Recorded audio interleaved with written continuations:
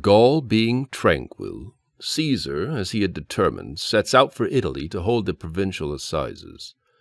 There he receives intelligence of the death of Clodius, and being informed of the decree of the Senate, to the effect that all the youth of Italy should take the military oath, he determined to hold a levy throughout the entire province. Report of these events is rapidly borne into Transalpine Gaul.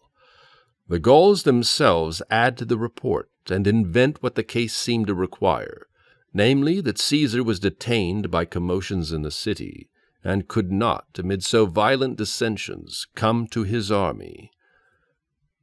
Animated by this opportunity, they who already, previously to this occurrence, were indignant that they were reduced beneath the dominion of Rome, begin to organize their plans for war more openly and daringly.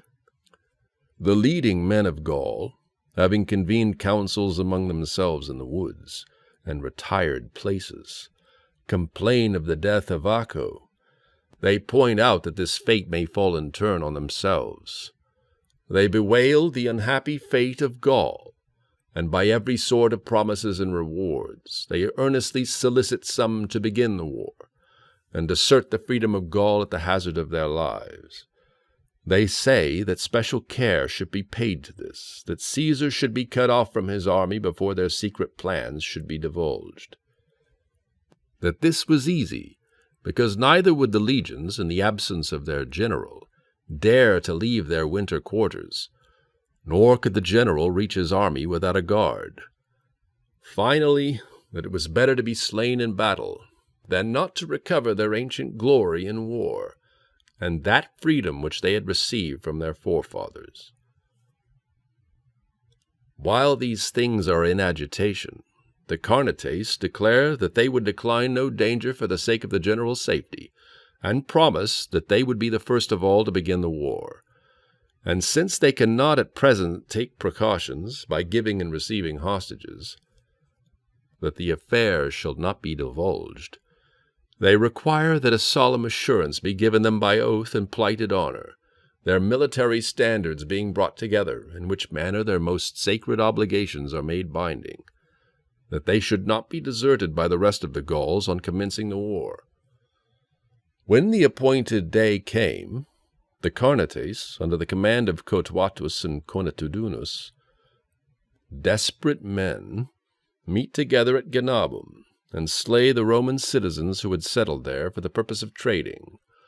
Among the rest, Gaius Fusius Cita, a distinguished Roman knight, who by Caesar's orders had presided over the provision department, and plunder their property. The report is quickly spread among all the states of Gaul, for whenever a more important and remarkable event takes place, they transmit the intelligence through their lands and districts by a shout. The others take it up in succession, and pass it to their neighbors, as happened on this occasion. For the things which were done at Genabum at sunrise were heard in the territories of the Arverni before the end of the first watch, which is an extent of more than 160 miles.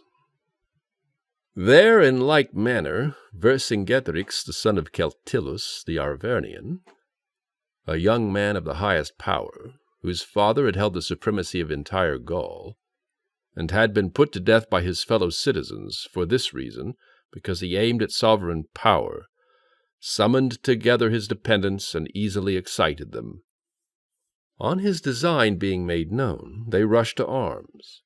He is expelled from the town of Gergovia by his uncle Gomenitio and the rest of the nobles, who were of opinion that such an enterprise ought not to be hazarded. He did not, however, desist, but held in the country a levy of the needy and desperate. Having collected such a body of troops, he brings over to his sentiments such of his fellow citizens as he has access to. He exhorts them to take up arms in behalf of the general freedom, and having assembled great forces, he drives from the state his opponents, by whom he had been expelled a short time previously. He is saluted king by his partisans. He sends ambassadors in every direction. He conjures them to adhere firmly to their promise.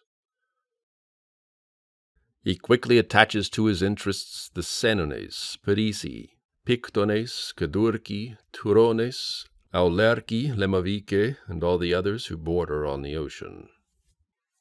The supreme command is conferred on him by unanimous consent. On obtaining this authority, he demands hostages from all these states. He orders a fixed number of soldiers to be sent to him immediately. He determines what quantity of arms each state shall prepare at home, and before what time. He pays particular attention to the cavalry. To the utmost vigilance he adds the utmost rigor of authority, and by the severity of his punishments brings over the wavering.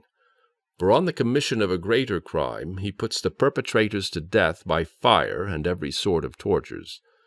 For a slighter cause he sends home the offenders with their ears cut off, or one of their eyes put out, that they may be an example to the rest, and frighten others by the severity of their punishment. Having quickly collected an army by their punishments, he sends Lucterius, one of the Cadurci, a man of the utmost daring, with part of his forces into the territory of the Ruteni, and marches in person into the country of the Bituriges.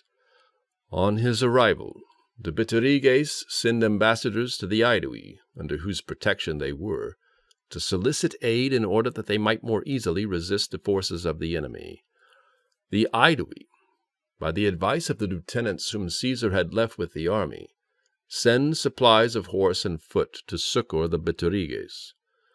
When they came to the river Loire, which separates the Bituriges from the Aedui, they delayed a few days there, and not daring to pass the river, return home, and send back word to the lieutenants that they had returned through fear of the treachery of the Bituriges, who, they ascertained, had formed this design, that if the Aedui should cross the river, the Bituriges on the one side and the Arverni on the other should surround them. Whether they did this for the reason which they alleged to the lieutenants, or influenced by treachery, we think that we ought not to state as certain, because we have no proof. On their departure, the Bituriges immediately unite themselves to the Arverni. These affairs being announced to Caesar in Italy at the time when he understood that matters in the city had been reduced to a more tranquil state by the energy of Gnaeus Pompey, he set out for Transalpine Gaul. After he had arrived there, he was greatly at a loss to know by what means he could reach his army. For if he should summon the legions into the province, he was aware that on their march they would have to fight in his absence. He foresaw, too, that if he himself should endeavor to reach the army, he would act injudiciously, entrusting his safety even to those who seemed to be tranquilized. In the meantime, Lucterius the Cadurcan, having been sent into the country of the Ruteni, gains over that state to the Arverni. Having advanced into the country of the Nitiobriges and Gabali, he receives hostages from both nations, and assembling a numerous force, marches to make a descent on the province in the direction of Narbo. Caesar, when this circumstance was announced to him, thought that the march to Narbo ought to take the precedence of all his other plans. When he arrived there, he encourages the timid and stations garrisons among the Ruteni, in the province of the Volcae Arecomici, and the country around Narbo, which was in the vicinity of the enemy. He orders a portion of the forces from the province, and the recruits which he had brought from Italy, to rendezvous among the Helvii, who border on the territories of the Arverni. These matters being arranged, and Lucterius now checked and forced to retreat, because he thought it dangerous to enter the line of Roman garrisons, Caesar marches into the country of the Helvii. Although Mount Cevennes, which separates the Arverni from the Helvii, blocked up the way with very deep snow, as it was the severest season of the year, yet having cleared away the snow to the depth of 6 feet, and having opened the roads, he reaches the territories of the Arverni, with infinite labor to his soldiers. This people being surprised, because they considered themselves defended by the Cevennes as by a wall, and the paths at this season of the year had never before been passable even to individuals, he orders the cavalry to extend themselves as far as they could, and strike as great a panic as possible into the enemy. These proceedings are speedily announced to Vercingetorix by rumor and his messengers. Around him all the Arverni crowd in alarm, and solemnly entreat him to protect their property, and not to suffer them to be plundered by the enemy, especially as he saw that all the war was transferred into their country. Being prevailed upon by their entreaties, he moves his camp from the country of the Bituriges in the direction of the Arverni. Caesar, having delayed 2 days in that place, because he had anticipated that, in the natural course of events, such would be the conduct of Vercingetorix, leaves the army under the pretense of raising recruits and cavalry. He places Brutus, a young man, in command of these forces. He gives him instructions that the cavalry should range as extensively as possible in all directions, that he would exert himself not to be absent from the camp longer than 3 days. Having arranged these matters, he marches to Vienna by as long journeys as he can, when his own soldiers did not expect him. Finding there a fresh body of cavalry, which he had sent on to that place several days before, marching incessantly night and day, he advanced rapidly through the territory of the Aedui into that of the Lingones, in which 2 legions were wintering. That, if any plan affecting his own safety should have been organized by the Aedui, he might defeat it by the rapidity of his movements. When he arrived there, he sends information to the rest of the legions, and gathers all his army into one place before intelligence of his arrival could be announced to the Arverni. Vercingetorix, on hearing this circumstance, leads back his army into the country of the Bituriges, and after marching from it to Gergovia, a town of the Boii, whom Caesar had settled there after defeating them in the Helvetian War, and had rendered tributary to the Aedui, he determined to attack it. This action caused great perplexity to Caesar in the selection of his plans. He feared lest, if he should confine his legions in one place for the remaining portion of the winter, all Gaul should revolt when the tributaries of the Aedui were subdued, because it would appear that there was in him no protection for his friends. But if he should draw them too soon out of their winter quarters, he might be distressed by the want of provisions, in consequence of the difficulty of conveyance. It seemed better, however, to endure every hardship than to alienate the affections of all his allies by submitting to such an insult. Having, therefore, impressed on the Aedui the necessity of supplying him with provisions, he sends forward messengers to the Boii to inform them of his arrival, and encourage them to remain firm in their allegiance and resist the attack of the enemy with great resolution. Having left 2 legions and the luggage of the entire army at Genabum, he marches to the Boii. On the 2nd day, when he came to Valaunodunum, a town of the Senones, he determined to attack it, in order that he might not leave an enemy in his rear, and might the more easily procure supplies of provisions, and draw a line of circumvallation around it in 2 days. On the 3rd day, ambassadors being sent from the town to treat of a capitulation, he orders their arms to be brought together, their cattle to be brought forth, and 600 hostages to be given. He leaves Gaius Trebonius, his lieutenant, to complete these arrangements. He himself sets out with the intention of marching as soon as possible to Genabum, a town of the Carnates, who having then for the first time received information of the siege of Valaunodunum, as they thought that it would be protracted to a longer time, were preparing a garrison to send to Genabum for the defense of that town. Caesar arrived here in 2 days. After pitching his camp before the town, being prevented by the time of the day, he defers the attack to the next day, and orders his soldiers to prepare whatever was necessary for that enterprise. And as a bridge over the Loire connected the town of Genabum with the opposite bank, fearing lest the inhabitants should escape by night from the town, he orders 2 legions to keep watch under arms. The people of Genabum came forth silently from the city before midnight and began to cross the river. When this circumstance was announced by scouts, Caesar, having set fire to the gates, sends in the legions which he had ordered to be ready, and obtains possession of the town so completely that very few of the whole number of the enemy escaped being taken alive, because the narrowness of the bridge and the roads prevented the multitude from escaping. He pillages and burns the town, gives the booty to the soldiers, then leads his army over the Loire and marches into the territories of the Bituriges. Vercingetorix, when he ascertained the arrival of Caesar, desisted from the siege of Gergovia and marched to meet Caesar.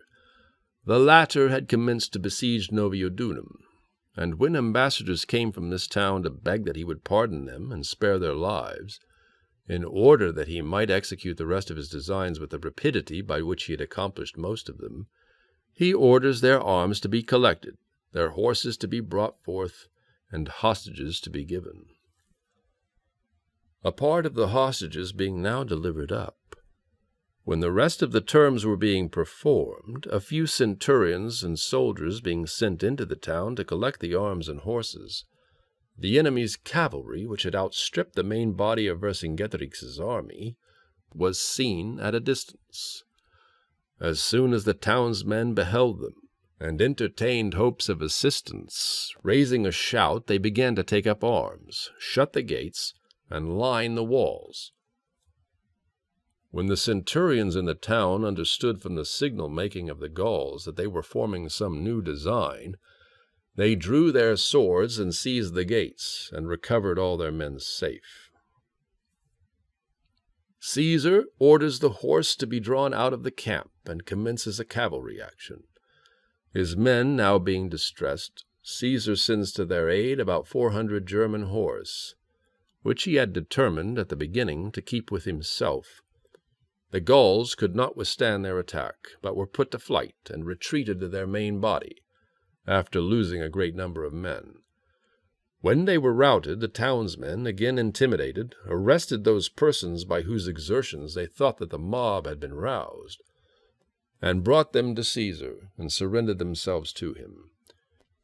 When these affairs were accomplished, Caesar marched to Avaricum, which was the largest and best fortified town in the territories of Bituriges, and situated in a most fertile tract of country, because he confidently expected that on taking that town he would reduce beneath his dominion the state of the Bituriges.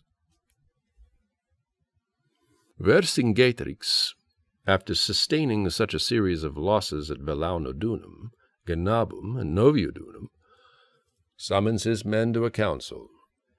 He impresses on them that the war must be prosecuted on a very different system from that which had been previously adopted, but they should by all means aim at this object, that the Romans should be prevented from foraging and procuring provisions, that this was easy, because they themselves were well supplied with cavalry, and were likewise assisted by the season of the year, that forage could not be cut, that the enemy must necessarily disperse, and look for it in the houses, that all these might be daily destroyed by the horse.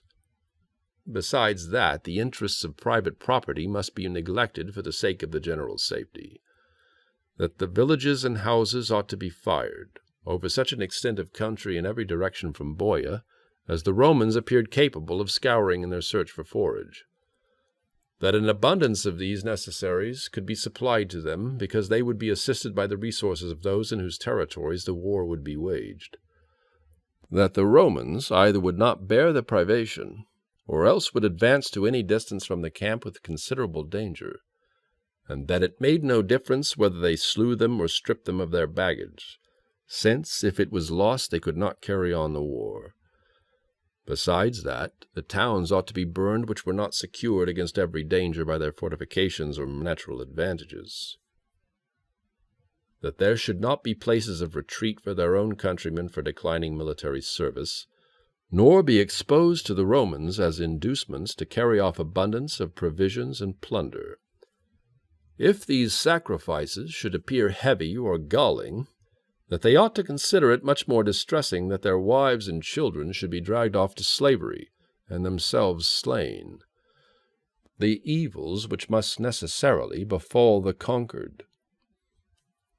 This opinion having been approved of by unanimous consent, More than 20 towns of Bituriges are burned in one day.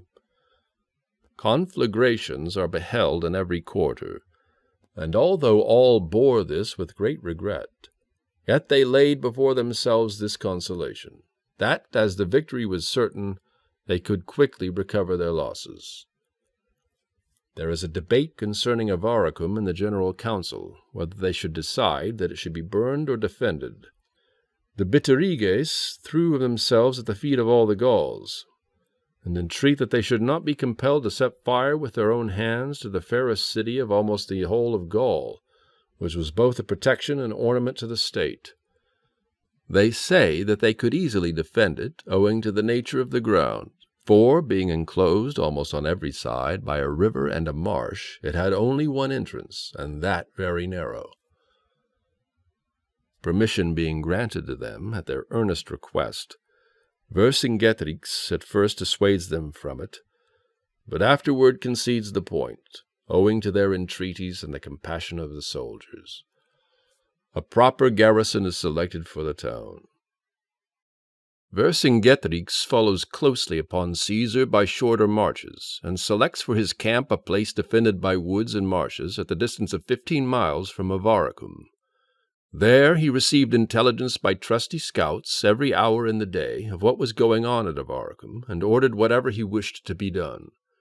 He closely watched all our expeditions for grain and forage, and whenever they were compelled to go to a greater distance, he attacked them when dispersed, and inflicted severe loss upon them. Although the evil was remedied by our men, as far as precautions could be taken, by going forth at irregular times and by different ways.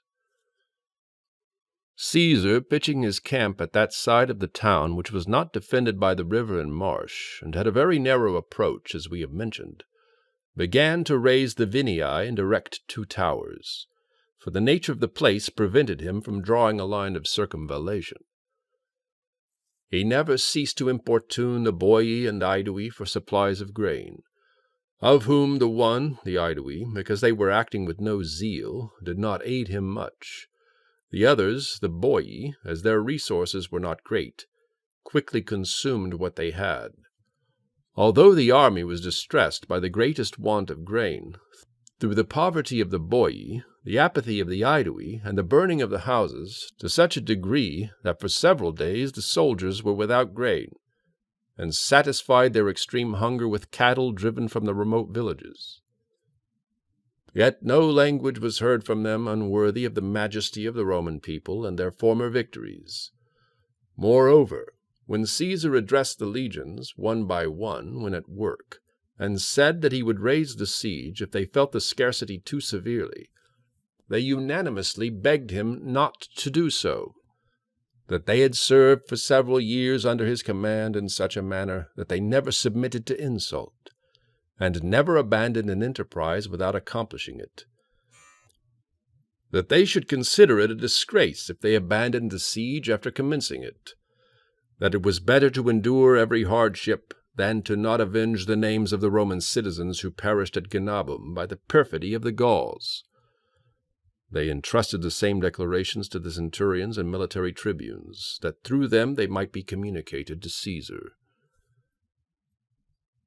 When the towers had now approached the walls, Caesar ascertained from the captives that Vercingetorix, after destroying the forage, had pitched his camp nearer Avaricum, and that he himself, with the cavalry and light-armed infantry, who generally fought among the horse, had gone to lay an ambuscade in that quarter to which he thought that our troops would come the next day to forage. On learning these facts, he set out from the camp secretly at midnight, and reached the camp of the enemy early in the morning. They, having quickly learned the arrival of Caesar by scouts, hid their cars and baggage in the thickest parts of the woods, then drew up all their forces in a lofty and open space, which circumstance being announced, Caesar immediately ordered the baggage to be piled, and the arms to be got ready. There was a hill of a gentle ascent from the bottom. A dangerous and impassable marsh, not more than 50 feet broad, begirt it on almost every side. The Gauls, having broken down the bridges, posted themselves on this hill in confidence of their position, and being drawn up in tribes according to their respective states, held all the fords and passages of that marsh with trusty guards, thus determined that if the Romans should attempt to force the marsh, they would overpower them from the higher ground while sticking in it, so that whoever saw the nearness of the position would imagine that the two armies were prepared to fight on almost equal terms. But whoever should view accurately the disadvantage of position would discover that they were showing off an empty affectation of courage. Caesar clearly points out to his soldiers, who were indignant that the enemy could bear the sight of them at the distance of so short a space, and were earnestly demanding the signal for action. With how great loss and the death of how many gallant men the victory would necessarily be purchased. And when he saw them so determined to decline no danger for his renown, that he ought to be considered guilty of the utmost injustice if he did not hold their life dearer than his personal safety. Having thus consoled his soldiers, he leads them back on the same day to the camp, and determined to prepare the other things which are necessary for the siege of the town. Vercingetorix, when he had returned to his men, was accused of treason, in that he had moved his camp nearer the Romans, in that he had gone away with all the cavalry, in that he had left so great forces without a commander, in that, on his departure, the Romans had come at such a favorable season and with such dispatch, that all these circumstances could not have happened accidentally or without design, that he preferred holding the sovereignty of Gaul by the grant of Caesar to acquiring it by their favor. Being accused in such a manner, he made the following reply to these charges: that his moving his camp had been caused by want of forage, and had been done even by their advice; that his approaching near the Romans had been a measure dictated by the favorable nature of the ground, which would defend him by its natural strength; that the service of the cavalry could not have been requisite in marshy ground, and was useful in that place to which they had gone; that he, on his departure, had given the supreme command to no one intentionally, lest he should be induced by the eagerness of the multitude to hazard an engagement, to which he perceived that all were inclined, owing to their want of energy, because they were unable to endure fatigue any longer; that, if the Romans in the meantime came up by chance, they should feel grateful to fortune; if invited by the information of someone, they should feel grateful to him, because they were enabled to see distinctly from the higher ground the smallness of the number of their enemy,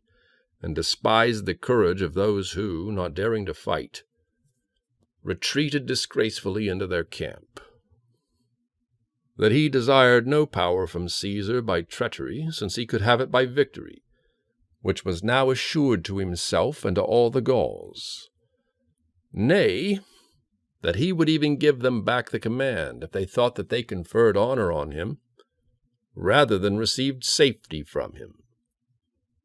That you may be assured, said he, that I speak these words with truth, listen to these Roman soldiers. He produces some camp followers whom he had surprised on a foraging expedition some days before, and had tortured by famine and confinement. They, being previously instructed on what answers they should make when examined, say that they were legionary soldiers, that, urged by famine and want, they had recently gone forth from the camp, to see if they could find any grain or cattle in the fields; that the whole army was distressed by a similar scarcity, nor had anyone now sufficient strength, nor could bear the labor of the work, and therefore that the general was determined, if he made no progress in the siege, to draw off his army in 3 days. These benefits, says Vercingetorix, you receive from me, whom you accuse of treason, me, by whose exertions you see so powerful and victorious an army almost destroyed by famine, without shedding one drop of your blood. And I have taken precautions that no state shall admit within its territories this army in its ignominious flight from this place. The whole multitude raise a shout and clash their arms, according to their custom, as they usually do in the case of him whose speech they approve. They exclaimed that Vercingetorix was a consummate general, and that they had no doubt of his honor, that the war could not be conducted with greater prudence. They determined that 10,000 men should be picked out of the entire army and sent into the town, and decide that the general's safety should not be entrusted to the Bituriges alone, because they were aware that the glory of the victory must rest with the Bituriges if they made good the defense of the town. To the extraordinary valor of our soldiers, devices of every sort were opposed by the Gauls, since they are a nation of consummate ingenuity, and most skillful in imitating and making those things which are imparted by anyone. For they turned aside the hooks with nooses, and when they had caught hold of them firmly, drew them on by means of engines, and undermined the mound the more skillfully on this account, because there are in their territories extensive iron mines, and consequently every description of mining operations is known and practiced by them. They had furnished, moreover, the whole wall on every side with turrets, and had covered them with skins. Besides, in their frequent sallies by day and night, they attempted either to set fire to the mound, or attack our soldiers when engaged in the works, and, moreover, by splicing the upright timbers of their own towers, they equaled the height of ours, as fast as the mound had daily raised them, and countermined our mines, and impeded the working of them by stakes bent and sharpened at the ends, and boiling pitch and stones of very great weight, and prevented them from approaching the walls. But this is usually the form of all the Gallic walls. Straight beams, connected lengthwise and 2 feet distant from each other at equal intervals, are placed together on the ground. These are mortised on the inside and covered with plenty of earth. But the intervals which we have mentioned are closed up in front by large stones. These being thus laid and cemented together, another row is added above in such a manner that the same interval may be observed, and that the beams may not touch one another, but equal spaces intervening, each row of beams is kept firmly in its place by a row of stones. In this manner the whole wall is consolidated, until the regular height of the wall be completed. This work, with respect to appearance and variety, is not unsightly, owing to the alternate rows of beams and stones, which preserve their order in right lines. And besides, it possesses great advantages as regards utility and the defense of cities. For the stone protects it from fire, and the wood from the battering ram, since the wood being mortised in the inside with rows of beams, generally 40 feet each in length, can neither be broken through nor torn asunder. The siege having been impeded by so many disadvantages, the soldiers, although they were retarded during the whole time by the mud, cold, and constant showers, yet by their incessant labor overcame all these obstacles, and in 25 days raised a mound 330 feet broad and 80 feet high. When it almost touched the enemy's walls, and Caesar, according to his usual custom, kept watch at the work and encouraged the soldiers not to discontinue the work for a moment. A little before the 3rd watch they discovered that the mound was sinking, since the enemy had set it on fire by a mine, and at the same time a shout was raised along the entire wall, and a sally was made from 2 gates on each side of the turrets. Some at a distance were casting torches and dry wood from the wall on the mound. Others were pouring on it pitch and other materials by which the flame might be excited, so that a plan could hardly be formed as to where they should run first to the defense, or to what part aid should be brought. However, as 2 legions always kept guard before the camp by Caesar's orders, and several of them were at stated times at the work, measures were promptly taken that some should oppose the sallying party, others draw back the towers and make a cut in the rampart, and, moreover, that the whole army should hasten from the camp to extinguish the flames.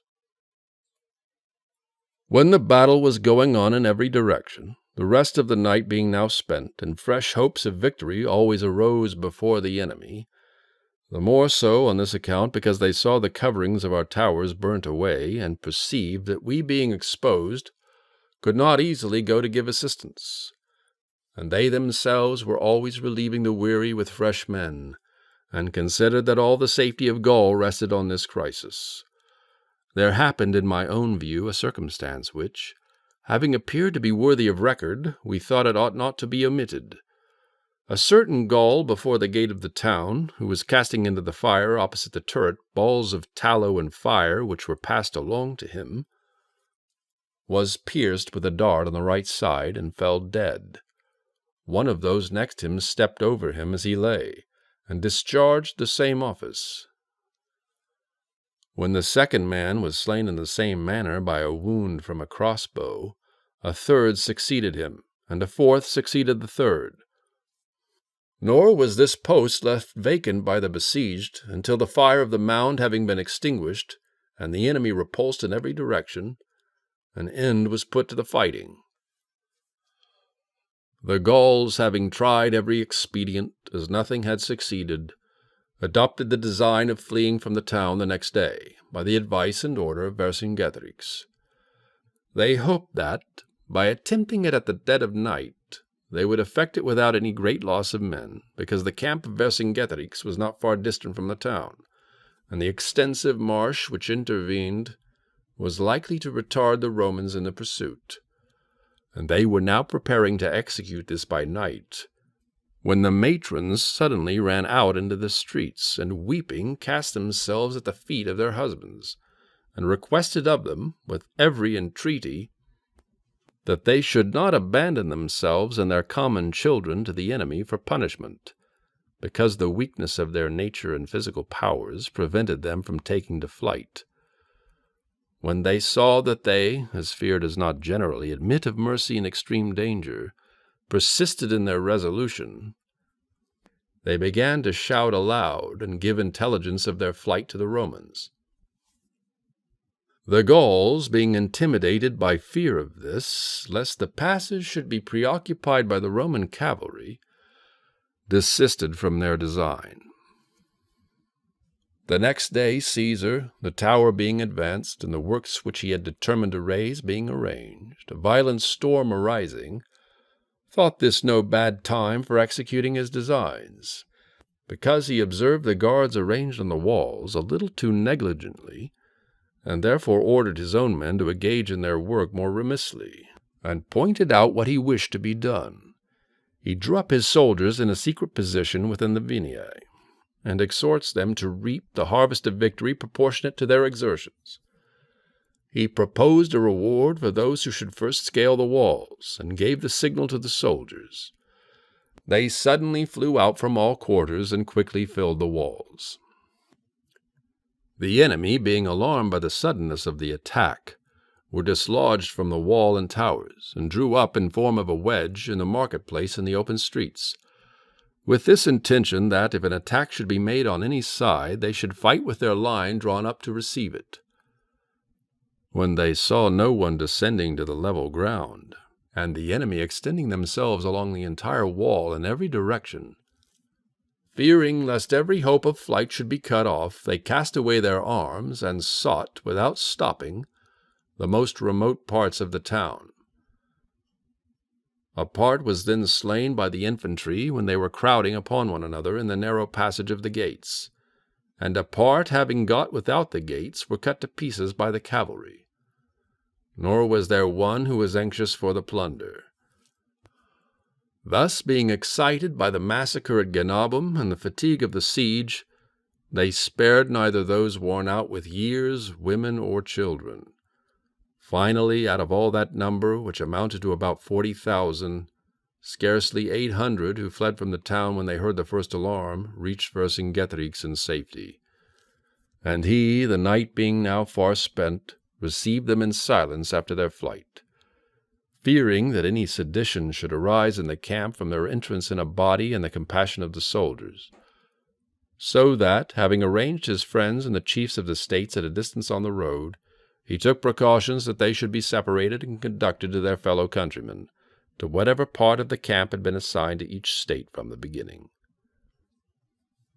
Vercingetorix, having convened an assembly on the following day, consoled and encouraged his soldiers in the following words: that they should not be too much depressed in spirit, nor alarmed at their loss, that the Romans did not conquer by valor nor in the field, but by a kind of art and skill in assault, with which they themselves were unacquainted. That whoever expected every event in the war to be favorable erred. That it never was his opinion that Avaricum should be defended, of the truth of which statement he had themselves as witnesses, but that it was owing to the imprudence of the Bituriges, and the too ready compliance of the rest, that this loss was sustained. That, however, he would soon compensate it by superior advantages, for that he would, by his exertions, bring over those states which severed themselves from the rest of the Gauls, and would create a general unanimity throughout the whole of Gaul, the union of which not even the whole earth could withstand, and that he had it already almost effected. That in the meantime it was reasonable that he should prevail on them, for the sake of the general safety, to begin to fortify their camp, in order that they might the more easily sustain the sudden attacks of the enemy. This speech was not disagreeable to the Gauls, principally because he himself was not disheartened by receiving so severe a loss, and had not concealed himself nor shunned the eyes of the people, and he was believed to possess greater foresight and sounder judgment than the rest, because when the affair was undecided, he had at first been of opinion that Avaricum should be burnt, and afterward that it should be abandoned. Accordingly, as ill success weakens the authority of other generals, so, on the contrary, his dignity increased daily, although a loss was sustained. At the same time, they began to entertain hopes, on his assertion, of uniting the rest of the states to themselves, and on this occasion, for the first time, the Gauls began to fortify their camps, and were so alarmed that although they were men unaccustomed to toil, yet they were of opinion that they ought to endure and suffer everything which should be imposed upon them. Nor did Vercingetorix use less efforts than he had promised to gain over the other states, and in consequence endeavored to entice their leaders by gifts and promises. For this object he selected fitting emissaries, by whose subtle pleading or private friendship each of the nobles could be most easily influenced. He takes care that those who fled to him on the storming of Avaricum should be provided with arms and clothes, at the same time that his diminished forces should be recruited. He levies a fixed quota of soldiers from each state, and defines the number and day before which he should wish them brought to the camp, and orders all the archers, of whom there was a very great number in Gaul, to be collected and sent to him. By these means the troops which were lost at Avaricum are speedily replaced. In the meantime, Teutomarus, the son of Olovicon, the king of the Nitiobriges, whose father had received the appellation of friend from our senate, came to him with a great number of his own horse and those whom he had hired from Aquitania.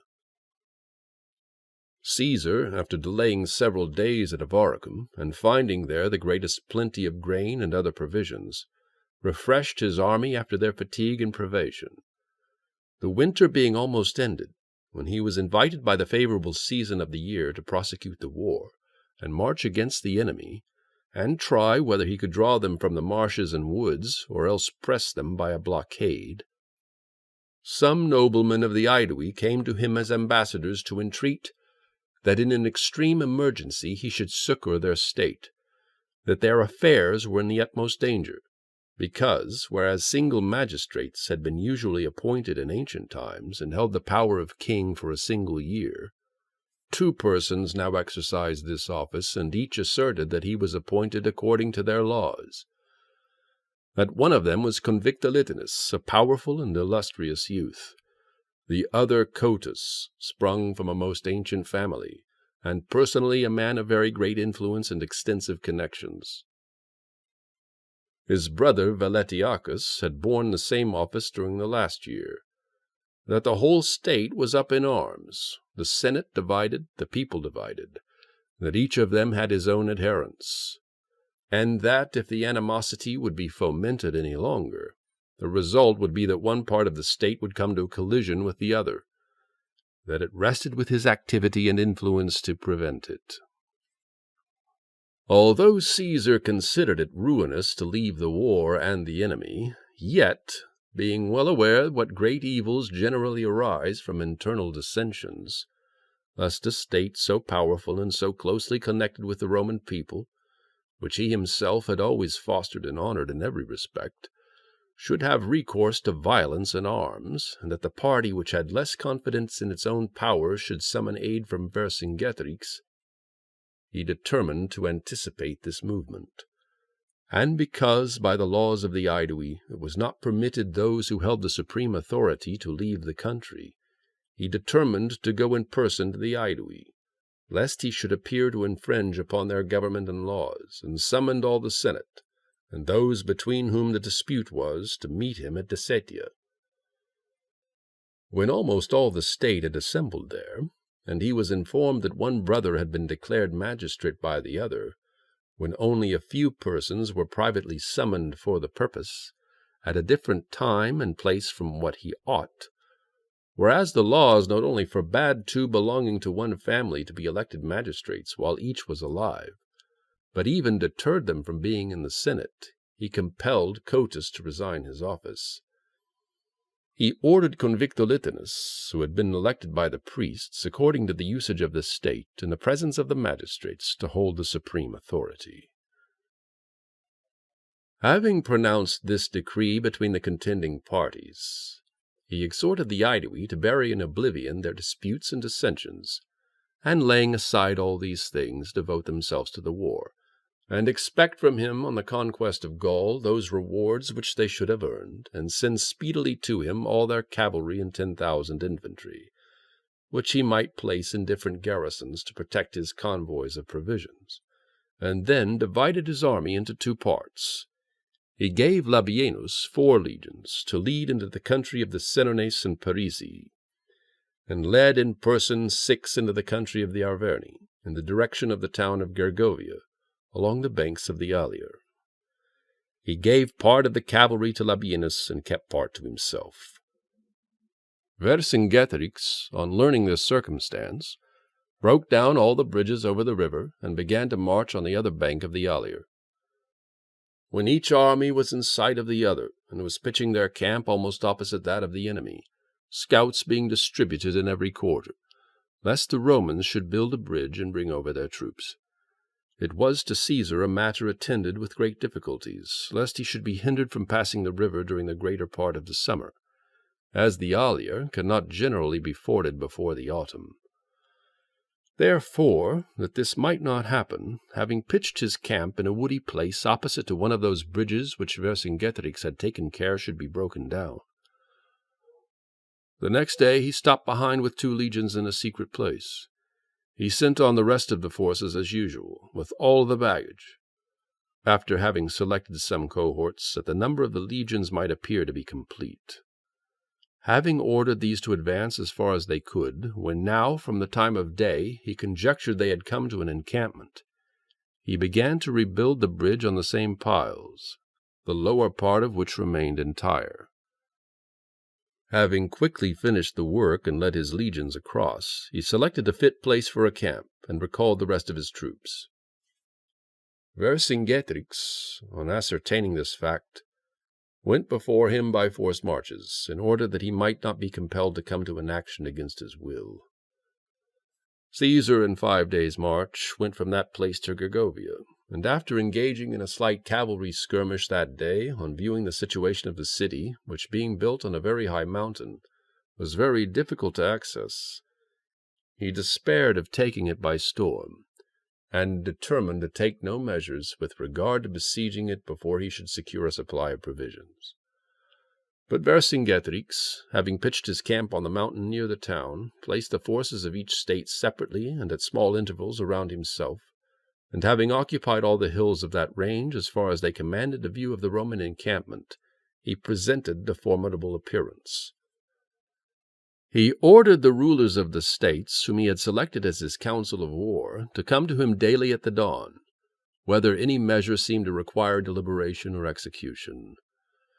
Nor did he allow almost any day to pass without testing in a cavalry action, the archers being intermixed, what spirit and valor there was in each of his own men. There was a hill opposite the town, at the very foot of that mountain, strongly fortified and precipitous on every side, which if our men could gain, they seemed likely to exclude the enemy from a great share of their supply of water, and from free foraging. But this place was occupied by them with a weak garrison.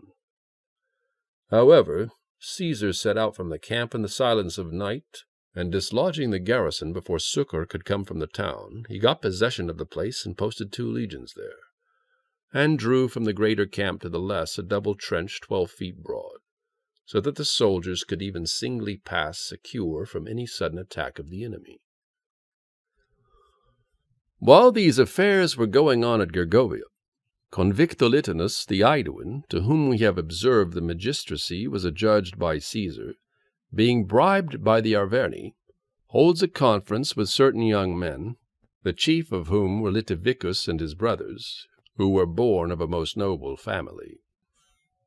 He shares the bribe with them, and exhorts them to remember that they were free and born for empire, that the state of the Aedui was the only one which retarded the most certain victory of the Gauls, that the rest were held in check by its authority, and if it was brought over, the Romans would not have room to stand on in Gaul.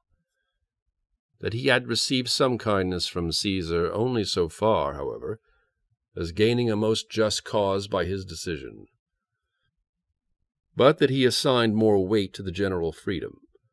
For why should the Aedui go to Caesar to decide concerning their rights and laws, rather than the Romans come to the Aedui? The young men being easily won over by the speech of the magistrate and the bribe, when they declared that they would even be leaders in the plot, a plan for accomplishing it was considered, because they were confident their state could not be induced to undertake the war on slight grounds. It was resolved that Litivicus should have the command of the 10,000, which were being sent to Caesar for the war, and should have charge of them on their march, and that his brothers should go before him to Caesar. They arranged the other measures, and the manner in which they should have them done. Litivicus, having received the command of the army, suddenly convened the soldiers, when he was about 30 miles distant from Gergovia, and weeping said, "Soldiers, whither are we going? All our knights and all our nobles have perished. Epidredrix and Virodomarus, the principal men of the state, being accused of treason, have been slain by the Romans without any permission to plead their cause. Learn this intelligence from those who have escaped from the massacre, for I, since my brothers and all my relations have been slain, am prevented by grief from declaring what has taken place." Persons are brought forward whom he had instructed in what he would have them say, and make the same statements to the soldiery as Litivicus had made, that all the knights of the Aedui were slain because they were said to have held conferences with the Arverni, that they had concealed themselves among the multitude of soldiers and had escaped from the midst of the slaughter. The Aedui shout aloud and conjure Litivicus to provide for their safety, as if, said he, it were a matter of deliberation and not of necessity for us to go to Gergovia and unite ourselves to the Arverni. Or have we any reasons to doubt that the Romans, after perpetrating the atrocious crime, are now hastening to slay us? Therefore, if there be any spirit in us, let us avenge the death of those who have perished in a most unworthy manner, and let us slay these robbers. He points to the Roman citizens who had accompanied them in reliance on his protection. He immediately seizes a great quantity of grain and provisions, cruelly tortures them, and then puts them to death, sends messengers throughout the entire state of the Aedui, and rouses them completely by the same falsehood concerning the slaughter of their knights and nobles. He earnestly advises them to avenge in the same manner as he did the wrongs which they had received. Epidredrix the Aeduan, a young man born in the highest rank and possessing very great influence at home, and along with Virodomarus, of equal age and influence, but of inferior birth, whom Caesar had raised from a humble position to the highest rank, on being recommended to him by Divitiacus, had come in the number of horse, being summoned by Caesar by name. These had a dispute with each other for precedence, and in the struggle between the magistrates they had contended with their utmost efforts, the one for Convictolitanus, the other for Cotus. Of these, Avaricum, on learning the design of Litivicus, lays the matter before Caesar almost at midnight. He entreats that Caesar should not suffer their state to swerve from the alliance with the Roman people, owing to the depraved counsels of a few young men, which he foresaw would be the consequence if so many thousand men should unite themselves to the enemy, as their relations could not neglect their safety, nor the state regard it as a matter of slight importance.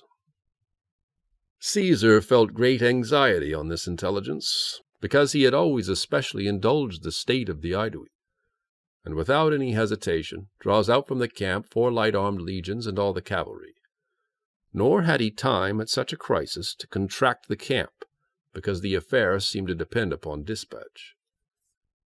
He leaves Gaius Fabius, his lieutenant, with 2 legions to guard the camp. When he ordered the brothers of Litivicus to be arrested, he discovers that they had fled a short time before to the camp of the enemy.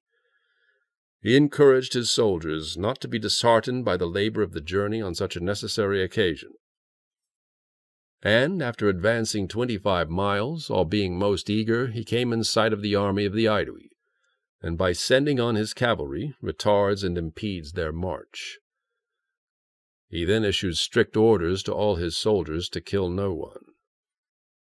He commands Avaricum and Vididomarus, whom they thought were killed, to move among the cavalry and address their friends. When they were recognized and the treachery of Litivicus discovered, the Aedui began to extend their hands to intimate submission, and laying down their arms to deprecate death. Litivicus, with his clansmen, who after the custom of the Gauls consider it a crime to desert their patrons, even in extreme misfortune, flees forth to Gergovia. Caesar, after sending messengers to the state of the Aedui, to inform them that they whom he could have put to death by the right of war were spared through his kindness, and after giving 3 hours of the night to his army for his repose, directed his march to Gergovia. Almost in the middle of the journey, a party of horse that was sent by Fabius stated in how great danger matters were. They inform him that the camp was attacked by a very powerful army, while fresh men were frequently relieving the wearied, and exhausting our soldiers by the incessant toil, since on account of the size of the camp they had constantly to remain on the rampart, that many had been wounded by the immense number of arrows and all kinds of missiles, that the engines were of great service in withstanding them, and that Fabius at their departure, leaving only 2 gates open, was blocking up the rest, and was adding breastworks to the ramparts, and was preparing himself for a similar casualty on the following day. Caesar, after receiving this information, reached the camp before sunrise, owing to the very great zeal of his soldiers. While these things are going on at Gergovia, the Aedui, on receiving the first announcements from Litivicus, leave themselves no time to ascertain the truth of those statements. Some are stimulated by avarice, others by revenge and credulity, which is an innate propensity in that race of men to such a degree that they consider a slight rumor as an ascertained fact. They plunder the property of the Roman citizens, and either massacre them or drag them away to slavery. Convictolitanus increases the evil state of affairs, and goads on the people to fury, that by the commission of some outrage they may be ashamed to return to propriety. They entice from the town of Cabellonus, by a promise of safety, Marcus Aristius, a military tribune, who was on his march to his legion. They compelled those who had settled there for the purpose of trading to do the same. By constantly attacking them on their march, they stripped them of all their baggage. They besieged day and night those that resisted. When many were slain on both sides, they excite a great number to arms. In the meantime, when intelligence was brought that all their soldiers were in Caesar's power, they run in a body to Aristeus. They assure him that nothing had been done by public authority. They order an inquiry to be made about the plundered property. They confiscate the property of Litivicus and his brothers. They send ambassadors to Caesar for the purpose of clearing themselves. They do all this with a view to recover their soldiers, but being contaminated by guilt and charmed by the gains arising from the plundered property, as that act was shared in by many, and being tempted by the fear of punishment, they began to form plans of war and stir up the other states by embassies. Although Caesar was aware of this proceeding, yet he addresses the ambassadors with as much mildness as he can. That he did not think worse of the state on account of the ignorance and fickleness of the mob, nor would diminish his regard for the Aedui. He himself, fearing a greater commotion in Gaul, in order to prevent his being surrounded by all the states, began to form plans as to the manner in which he should return from Gergovia and again concentrate his forces, lest a departure arising from the fear of a revolt should seem like a flight. While he was considering these things, an opportunity of acting successfully seemed to offer, for when he had come into the smaller camp for the purpose of securing the works, he noticed that the hill in the possession of the enemy was stripped of men, although on the former days it could scarcely be seen on account of the numbers on it. Being astonished, he inquires the reason of it from the deserters, a great number of whom flocked to him daily. They all concurred in asserting what Caesar himself had already ascertained by his scouts, that the back of that hill was almost level, but likewise woody and narrow, by which there was a pass on the other side of the town, that they had serious apprehensions for this place, and had no other idea, on the occupation of one hill by the Romans, than that if they should lose the other, they would be almost surrounded, and cut off from all egress and foraging, that they were all summoned by Vercingetorix to fortify this place. Caesar, on being informed of this circumstance, sends several troops of horse to the place immediately after midnight. He orders them to range in every quarter with more tumult than usual. At dawn he orders a large quantity of baggage to be drawn out of the camp, and the muleteers with helmets, in the appearance and guise of horsemen, to ride around the hills. To these he adds a few cavalry, with instructions to range more widely to make a show. He orders them all to seek the same quarter by a long circuit. These proceedings were seen at a distance from the town, as Gergovia commanded a view of the camp. Nor could the Gauls ascertain at so great a distance what certainty there was in the maneuver.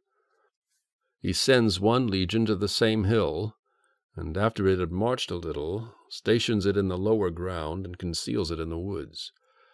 The suspicion of the Gauls are increased, and all their forces are marched to that place to defend it.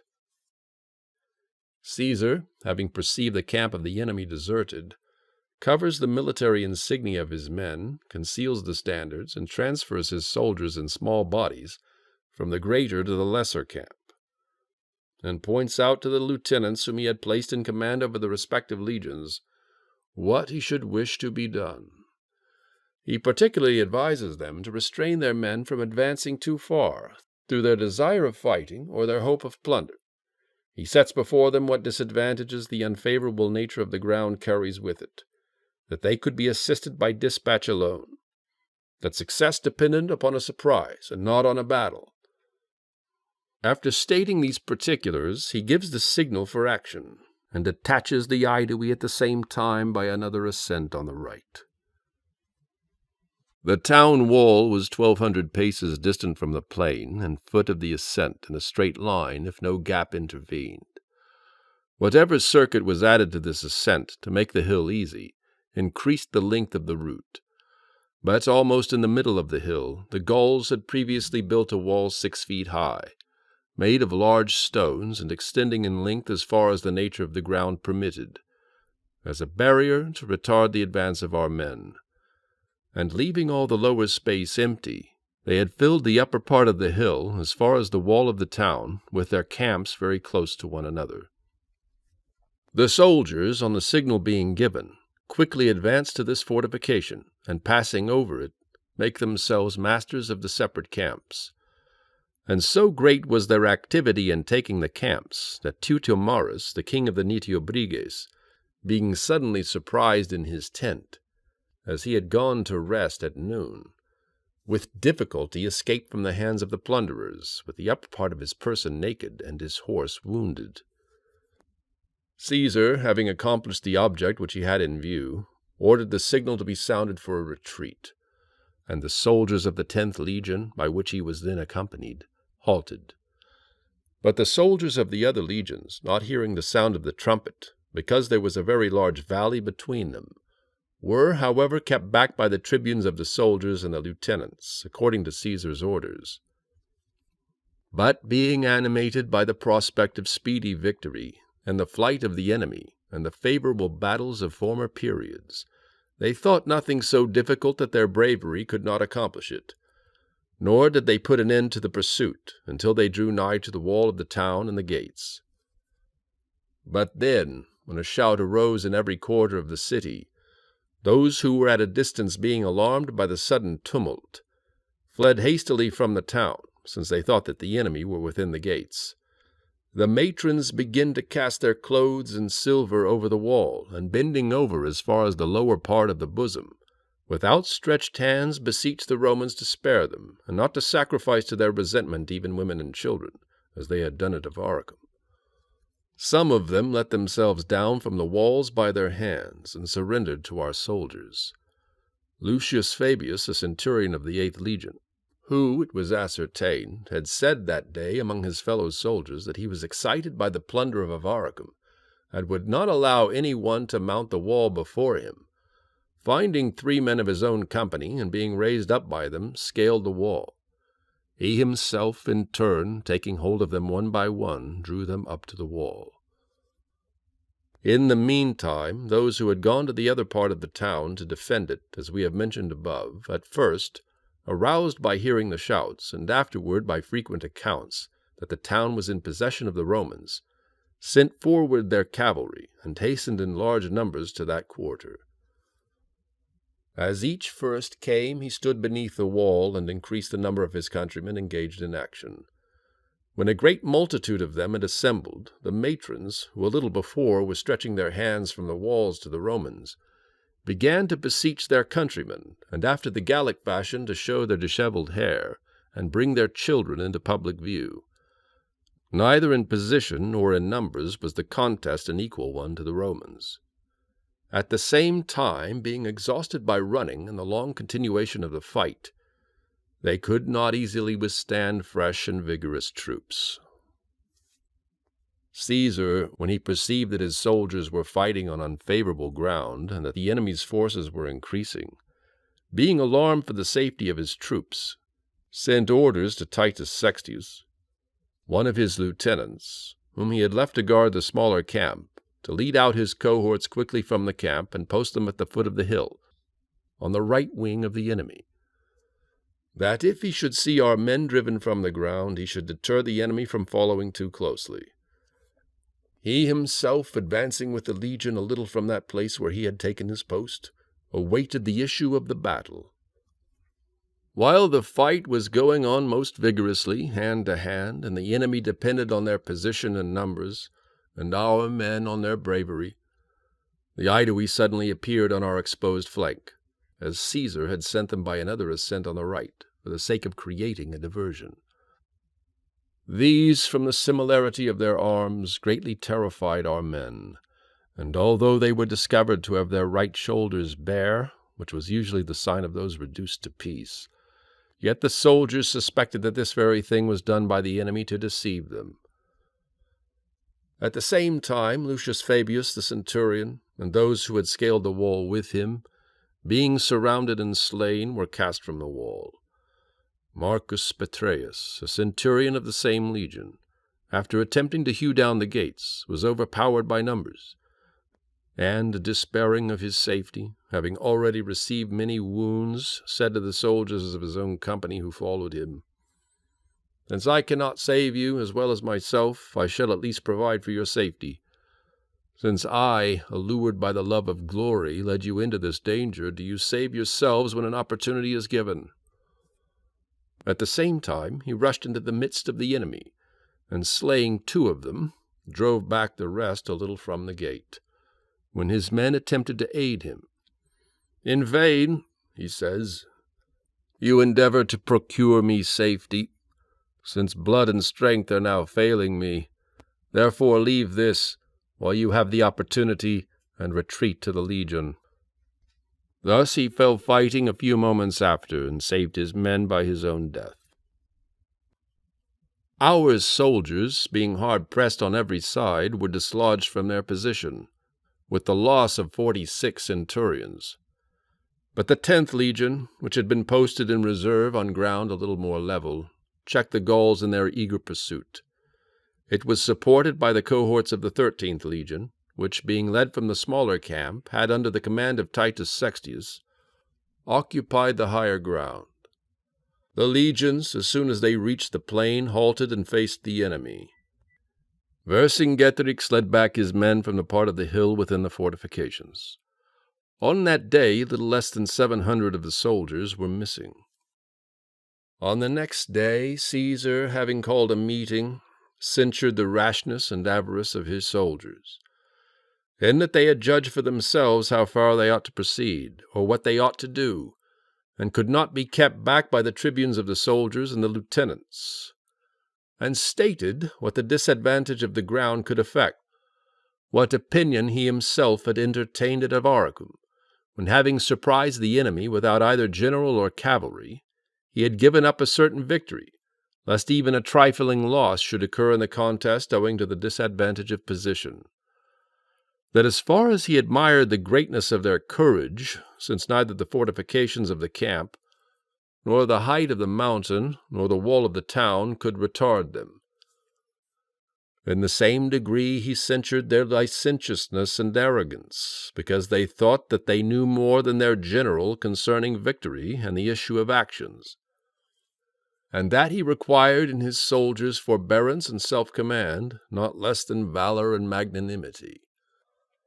Having held this assembly, and having encouraged the soldiers at the conclusion of his speech that they should not be dispirited on this account, nor attribute to the valor of the enemy what the disadvantage of position had caused, entertaining the same views of his departure that he had previously had, he led forth the legions from the camp, and drew up his army in order of battle in a suitable place.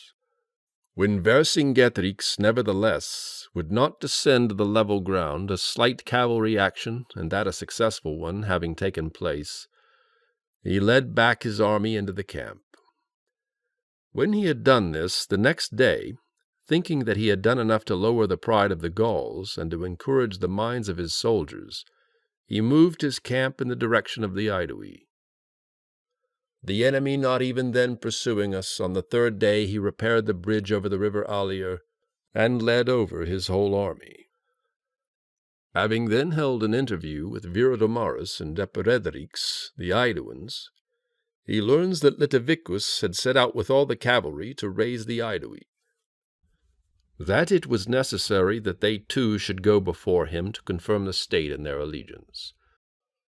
Although he now saw distinctly the treachery of the Aedui in many things, and was of opinion that the revolt of the entire state would be hastened by their departure, yet he thought that they should not be detained, lest he should appear either to offer an insult or betray some suspicion of fear.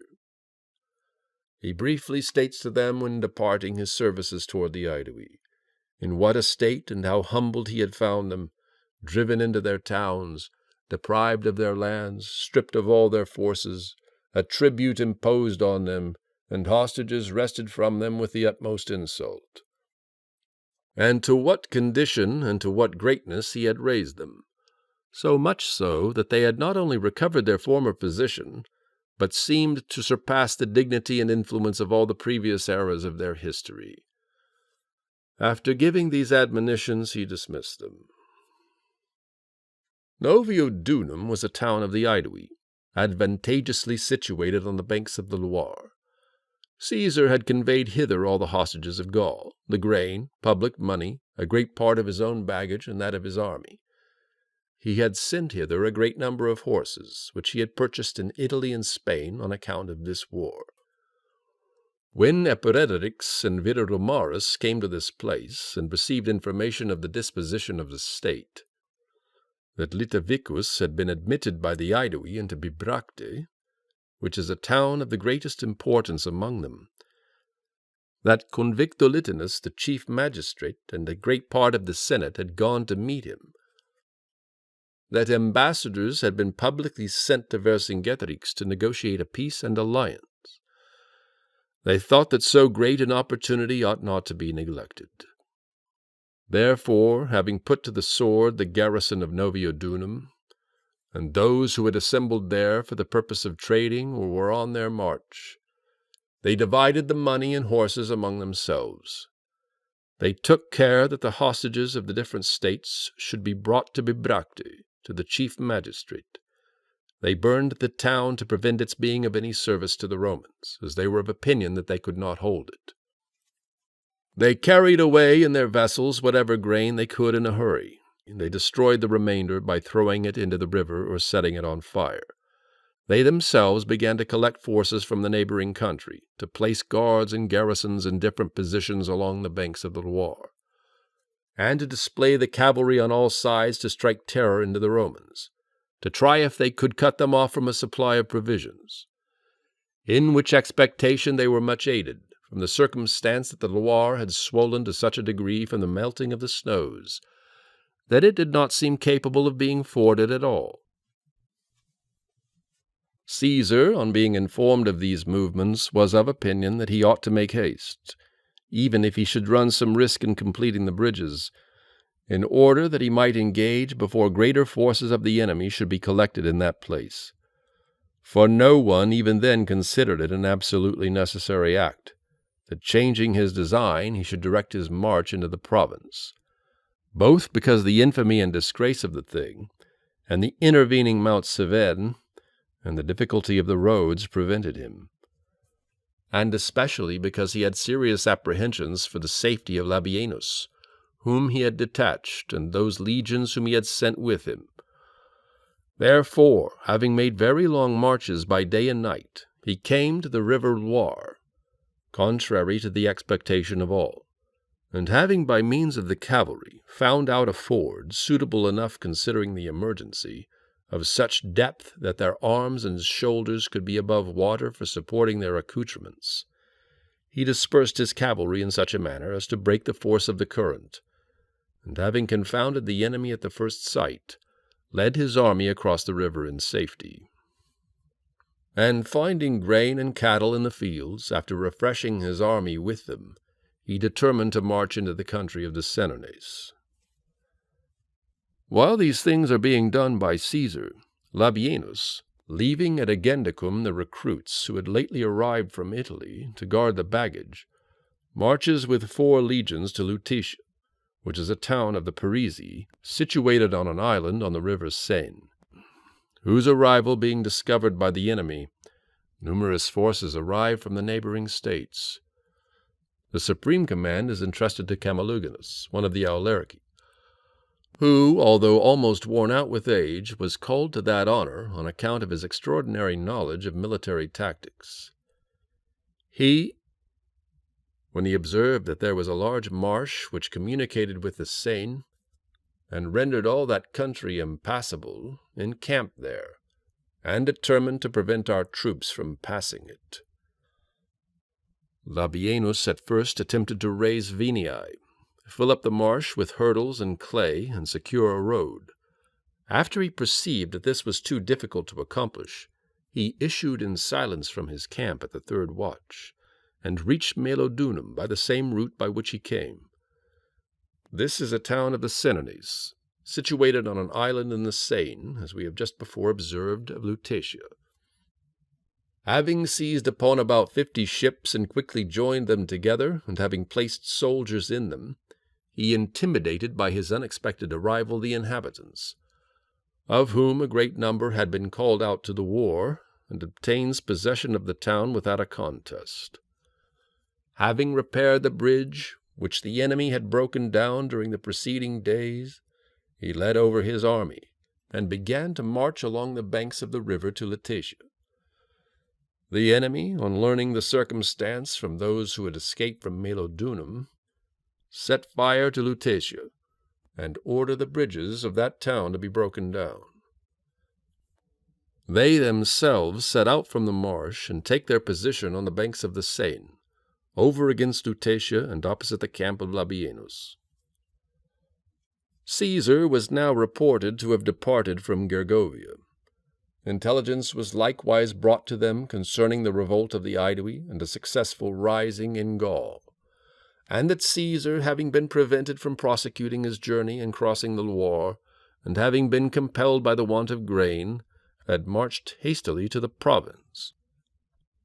But the Bellovaci, who had been previously disaffected of themselves, on learning the revolt of the Aedui, began to assemble forces and openly to prepare for war. Then Labienus, as the change in affairs was so great, thought that he must adopt a very different system from what he had previously intended. And he did not now think of making any new acquisitions or of provoking the enemy to an action, but that he might bring back his armies safe to Genabum. For on one side the Bellovaci, a state which held the highest reputation for prowess in Gaul, were pressing on him, and Camalodunus, with a disciplined and well-equipped army, held the other side.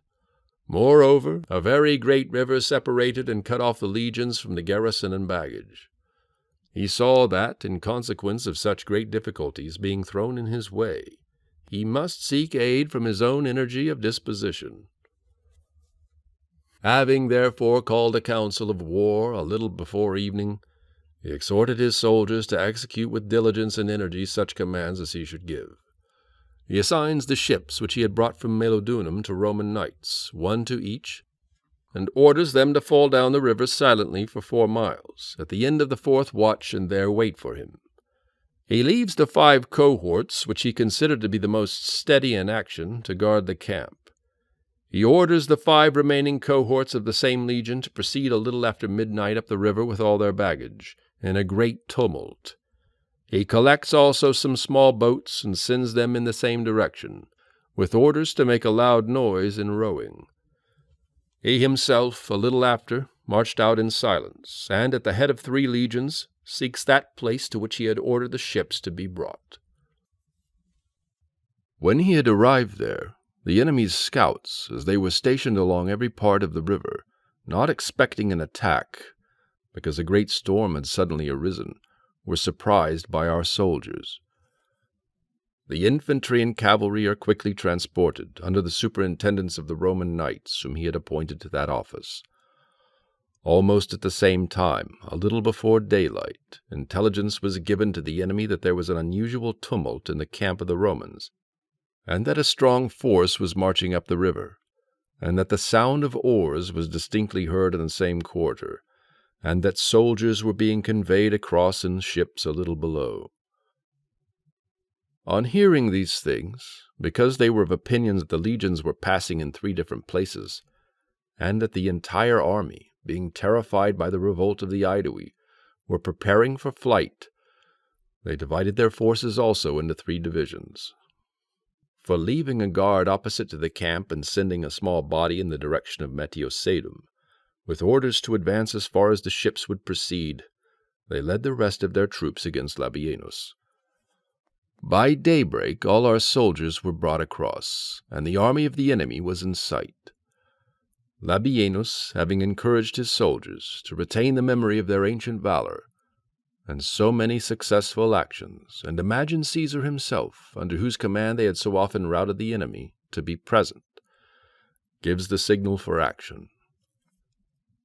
At the first onset the enemy are beaten and put to flight in the right wing, where the 7th Legion stood. On the left wing, which position the 12th Legion held, although the first ranks fell transfixed by the javelins of the Romans, yet the rest resisted most bravely. Nor did any one of them show the slightest intention of flying. Camalodunus, the general of the enemy, was present and encouraged his troops. But when the issue of the victory was still uncertain, and the circumstances which were taking place on the left wing were announced to the tribunes of the 7th Legion, they faced about their legion to the enemy's rear and attacked it.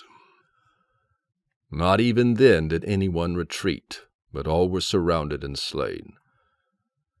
Camulogenus met the same fate.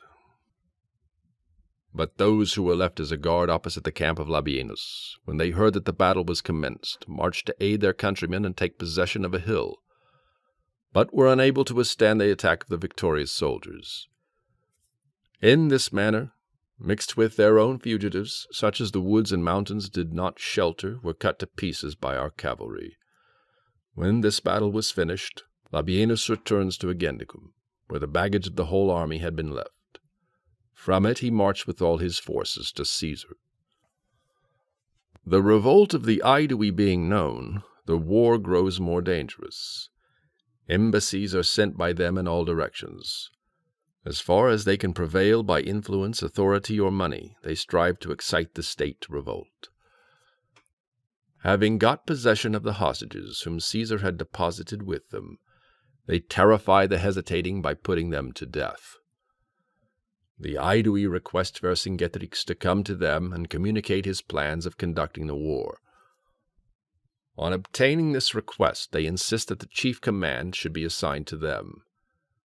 And when the affair became a disputed question, a council of all Gauls is summoned to Bibracte.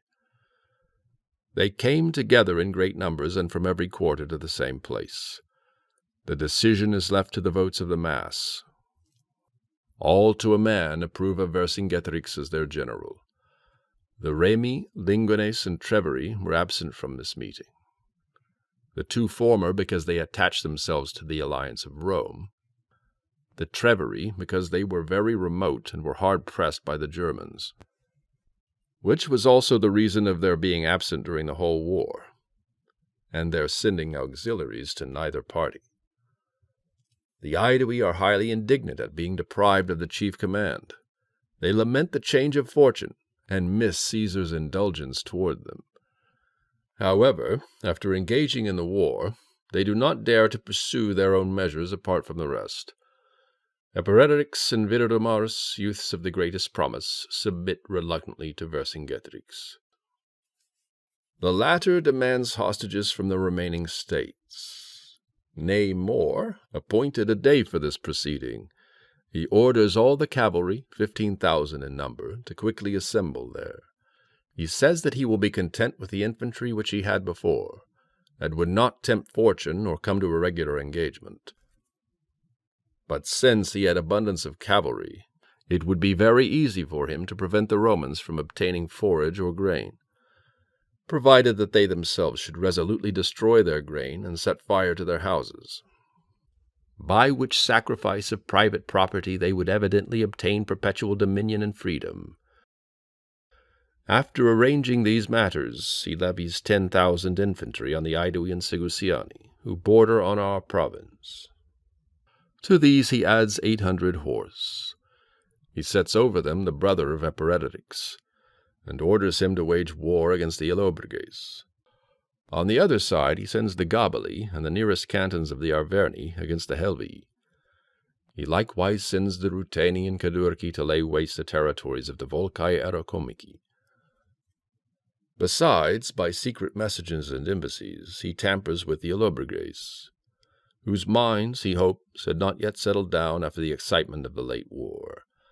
To their nobles he promises money, and to their state the dominion of the whole province. The only guards provided against all these contingencies were 22 cohorts, which were collected from the entire province by Lucius Caesar, the lieutenant, and opposed to the enemy in every quarter. The Helvii, voluntarily engaging in battle with their neighbors, are defeated, and Gaius Valerius Donotaurus, the son of Caburus, the principal man of the state, and several others being slain, they are forced to retire within their towns and fortifications. The Allobroges, placing guards along the course of the Rhine, defend their frontiers with great vigilance and energy. Caesar, as he perceived that the enemy were superior in cavalry, and he himself could receive no aid from the province or Italy, while all communication was cut off, sends across the Rhine into Germany to those states which he had subdued in the preceding campaigns, and summons from them cavalry and the light-armed infantry, who were accustomed to engage among them. On their arrival, as they were mounted on unserviceable horses, he takes horses from the military tribunes and the rest, nay, even from the Roman knights and veterans, and distributes them among the Germans.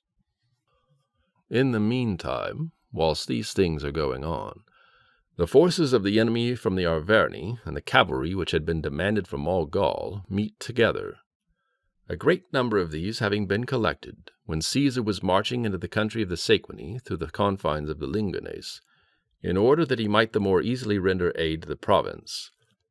Vercingetorix encamped in 3 camps, about 10 miles from the Romans, and having summoned the commanders of the cavalry to a council, he shows that the time of victory was come, that the Romans were fleeing into the province and leaving Gaul, that this was sufficient for obtaining immediate freedom, but was of little moment in acquiring peace and tranquillity for the future. For the Romans would return after assembling greater forces, and would not put an end to the war. Therefore they should attack them on their march when encumbered. If the infantry should be obliged to relieve their cavalry, and be retarded by doing so, the march could not be accomplished. If, abandoning their baggage, they should provide for their safety, a result which, he trusted, was more like to ensue, they would lose both property and character. For as to the enemy's horse, they ought not to entertain a doubt that none of them would dare to advance beyond the main body. In order that they may do so with greater spirit, he would marshal all their forces before the camp and intimidate the enemy. The cavalry unanimously shout out that they ought to bind themselves by a most sacred oath, that he should not be received under a roof, nor have access to his children, parents, or wife, who shall not twice have ridden through the enemy's army. This proposal receiving general approbation, and all being forced to take the oath, on the next day the cavalry were divided into 3 parts, and 2 of these divisions made a demonstration on our 2 flanks, while one in front began to obstruct our march. On this circumstance being announced, Caesar orders his cavalry also to form 3 divisions and charge the enemy. Then the action commences simultaneously in every part. The main body halts. The baggage is received within the ranks of the legions. If our men seem to be distressed or hard-pressed in any quarter, Caesar usually ordered the troops to advance, and the army to wheel around in that quarter, which conduct retarded the enemy in their pursuit, and encouraged our men by the hope of support.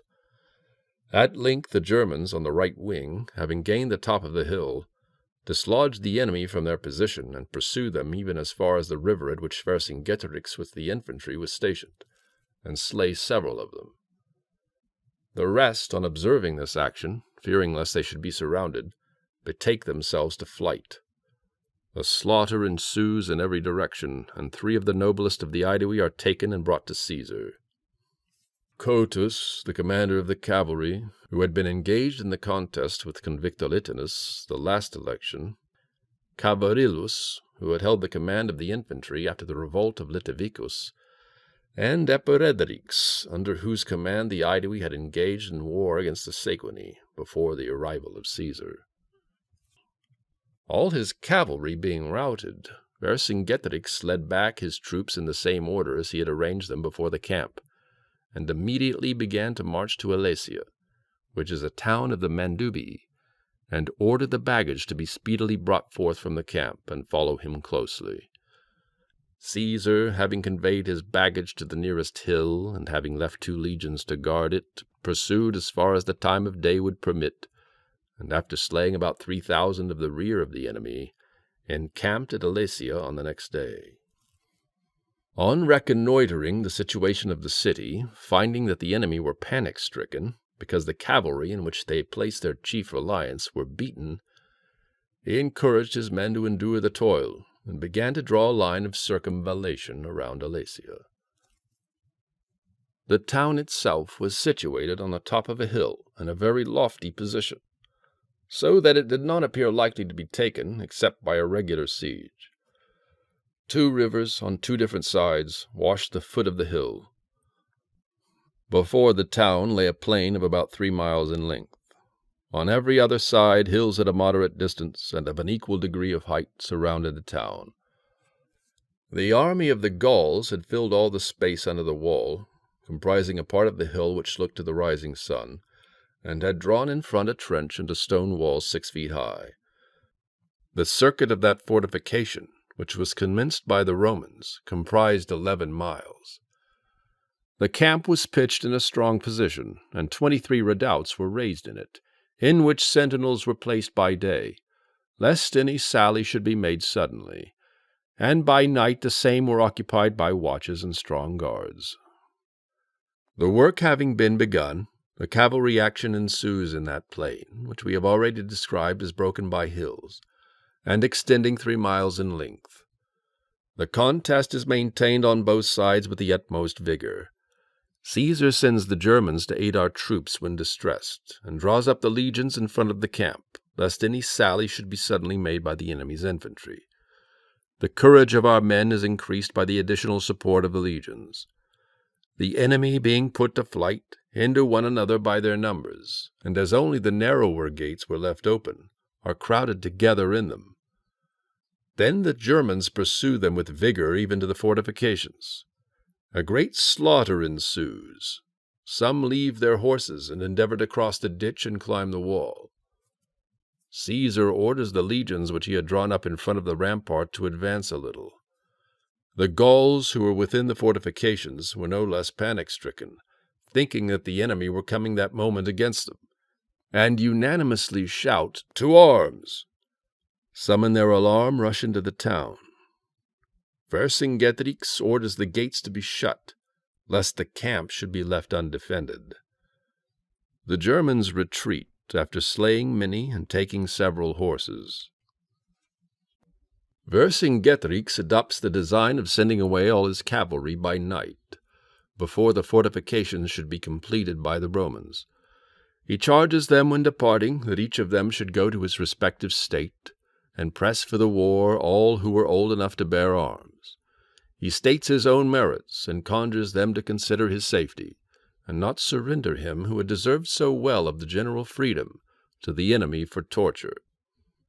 He points out to them that, if they should be remiss, 80,000 chosen men would perish with him, that upon making a calculation he had barely grain for 30 days, but could hold out a little longer by economy. After giving these instructions, he silently dismisses the cavalry in the second watch, on that side where our works were not completed. He orders all the grain to be brought to himself. He ordains capital punishment to such as should not obey. He distributes among them, man by man, the cattle, great quantities of which had been driven there by the Mandubii. He began to measure out the grain sparingly, and by little and little. He receives into the town all the forces which he had posted in front of it. In this manner he prepares to await the succors from Gaul, and carry on the war. Caesar, on learning these proceedings from the deserters and captives, adopted the following system of fortification. He dug a trench 20 feet deep, with perpendicular sides, in such a manner that the base of this trench should extend so far as the edges were apart at the top. He raised all his other works at a distance of 400 feet from that ditch. He did that with this intention, lest, since he necessarily embraced so extensive an area, and the whole works could not be easily surrounded by a line of soldiers, a large number of the enemy should suddenly or by night sally against the fortifications, or lest they should by day cast weapons against our men while occupied with the works. Having left this interval, he drew 2 trenches 15 feet broad, and of the same depth, the innermost of them being in low and level ground. He filled with water conveyed from the river. Behind these he raised a rampart and wall 12 feet high. To this he added a parapet and battlements, with large stakes cut like stag's horns, projecting from the junction of the parapet and battlements, to prevent the enemy from scaling it, and surrounded the entire work with turrets, which were 80 feet distant from one another. It was necessary, at one and the same time, to procure timber for the rampart, lay in supplies of grain, and raise also extensive fortifications, and the available troops were in consequence of this reduced in number, since they used to advance to some distance from the camp, and sometimes the Gauls endeavored to attack our works, and to make a sally from the town by several gates and in great force. Caesar thought that further additions should be made to these works, in order that the fortifications might be defensible by a small number of soldiers. Having therefore cut down the trunks of trees or very thick branches, and having stripped their tops of the bark, and sharpened them into a point, he drew a continued trench everywhere 5 feet deep. These stakes being sunk into this trench and fastened firmly at the bottom, to prevent the possibility of their being torn up, had their branches only projecting from the ground. There were 5 rows in connection with and intersecting each other, and whoever entered within them were likely to impale themselves on very sharp stakes. The soldiers called these cipi. Before these, which were arranged in oblique rows in the form of a quincunx, pits 3 feet deep were dug, which gradually diminished in depth to the bottom. In these pits tapering stakes of the thickness of a man's thigh, sharpened at the top and hardened in the fire, was sunk in such a manner as to project from the ground not more than 4 inches. At the same time, for the purpose of giving them strength and stability, they were each filled with trampled clay to the height of 1 foot from the bottom. The rest of the pit was covered over with osiers and twigs to conceal the deceit. 8 rows of this kind were dug, and were 3 feet distant from each other. They called this a lily, from its resemblance to that flower. Stakes 1 foot long, with iron hooks attached to them, were entirely sunk in the ground before these, and were planted in every place at small intervals. These they called spurs.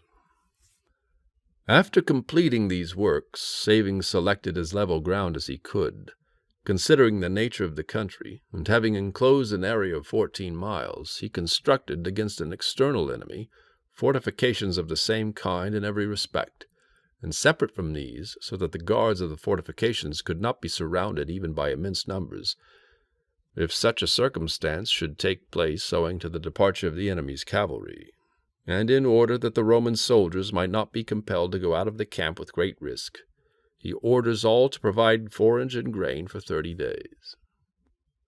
While those things are carried on at Alesia, the Gauls, having convened a council of their chief nobility, determined that all who could bear arms should not be called out, which was the opinion of Vercingetorix, but that a fixed number should be levied from each state, lest, when so great a multitude assembled together, they could neither govern nor distinguish their men, nor have the means of supplying them with grain.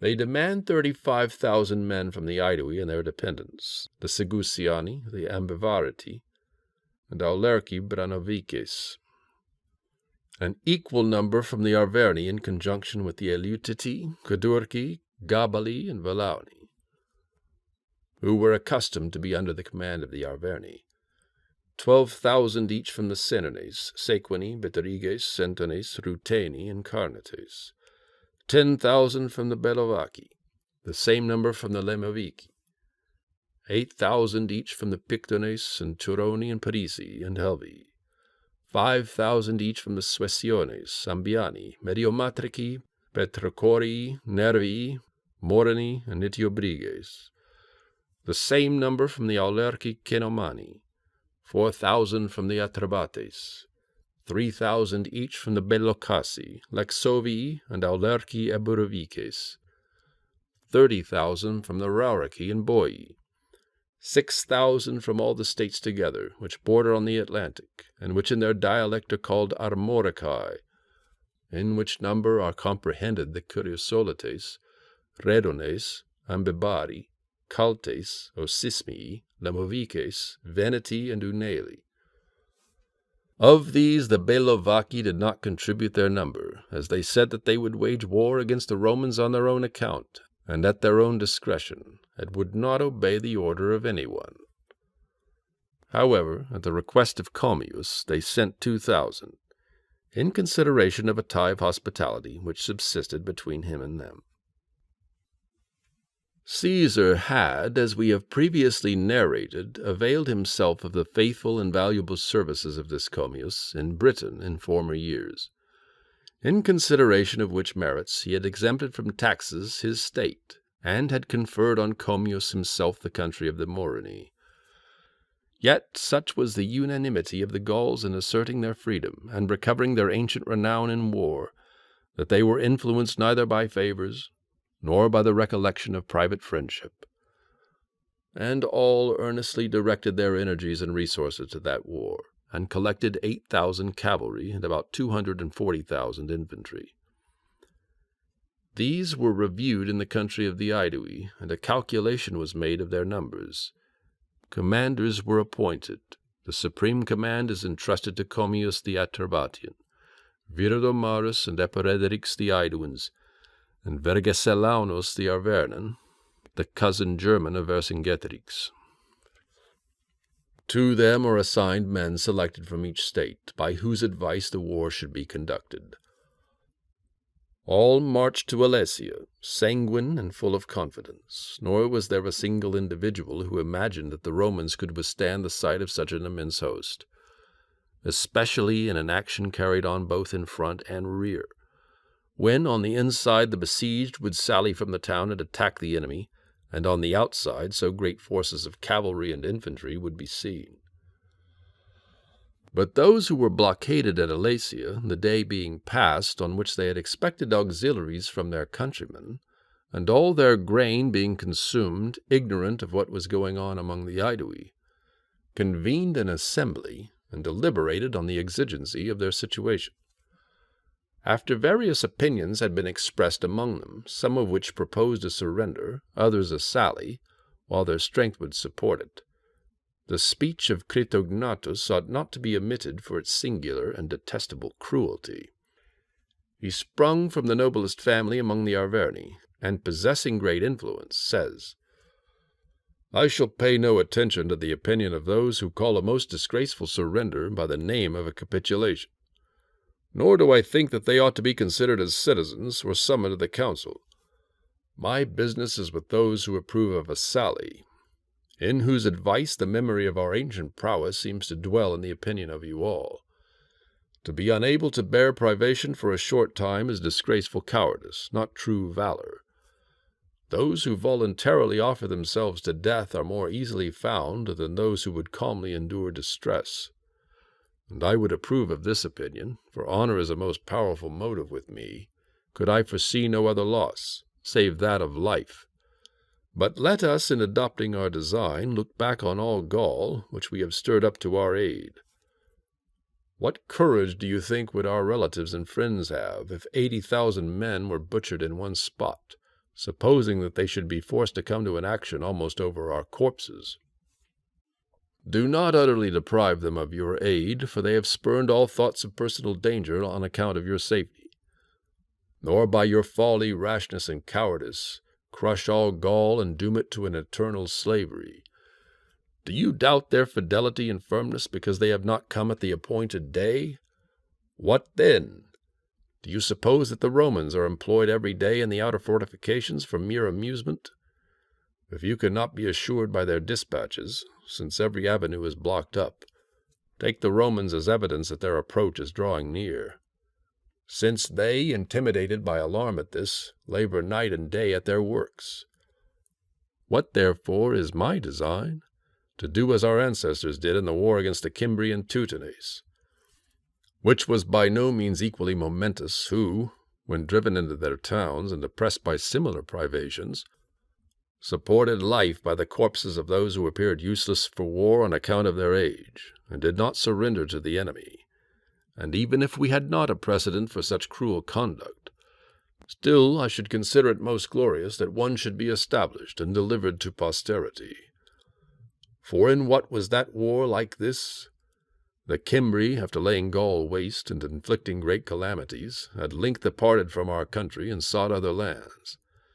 They left us our rights, laws, lands, and liberty. But what other motive or wish have the Romans than, induced by envy, to settle in the lands and states of those whom they have learned by fame to be noble and powerful in war, and impose on them perpetual slavery? For they never have carried on wars on any other terms. But if you know not these things which are going on in distant countries, look to the neighboring Gaul, which being reduced to the form of a province, stripped of its rights and laws, and subjected to Roman despotism, is oppressed by perpetual slavery. When different opinions were expressed, they determined that those who, owing to age or ill health, were unserviceable for war, should depart from the town, and that themselves should try every expedient before they had recourse to the advice of Critognatus. However, that they would rather adopt that design, if circumstances should compel them, and their allies should delay, than accept any terms of a surrender or peace. The Mandubii, who had admitted them into the town, are compelled to go forth with their wives and children. When these came to the Roman fortifications, weeping, they begged of the soldiers by every entreaty to receive them as slaves and relieve them with food.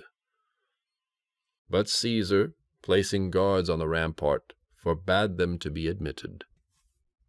In the meantime, Commius and the rest of the leaders, to whom the supreme command had been entrusted, came with all their forces to Alesia, and having occupied the entire hill, encamped not more than a mile from our fortifications. The following day, having led forth their cavalry from the camp, they fill all that plain, which we have related, extended 3 miles in length, and drew out their infantry a little from that place, and posted them on the higher ground. The town Alesia commanded a view of the whole plain. The besieged run together when these auxiliaries were seen. Mutual congratulations ensue, and the minds of all are elated with joy. Accordingly, drawing out their troops, they encamp before the town, and cover the nearest trench with hurdles, and fill it up with earth, and make ready for a sally and every casualty. Caesar, having stationed his army on both sides of the fortifications, in order that, if occasion should arise, each should hold and know his own post, orders the cavalry to issue forth from the camp and commence action. There was a commanding view from the entire camp, which occupied a ridge of hills, and the minds of all the soldiers anxiously awaited the issue of the battle. The Gauls had scattered archers and light-armed infantry here and there among their cavalry to give relief to their retreating troops and sustain the impetuosity of our cavalry. Several of our soldiers were unexpectedly wounded by these and left the battle. When the Gauls were confident that their countrymen were the conquerors in the action, and beheld our men hard pressed by numbers, both those who were hemmed in by the line of circumvallation and those who had come to aid them supported the spirits of their men by shouts and yells from every quarter. As the action was carried on in sight of all, neither a brave nor cowardly act could be concealed. Both the desire of praise and the fear of ignominy urged on each party to valor. After fighting from noon almost to sunset, without victory inclining in favor of either, the Germans, on one side, made a charge against the enemy in a compact body, and drove them back. And when they were put to flight, the archers were surrounded and cut to pieces. In other parts, likewise, our men pursued to the camp the retreating enemy, and did not give them an opportunity of rallying. But those who had come forth from Alesia returned into the town dejected and almost despairing of success. The Gauls, after the interval of a day, and after making, during that time, an immense number of hurdles, scaling ladders, and iron hooks, silently went forth from the camp at midnight and approached the fortifications in the plain.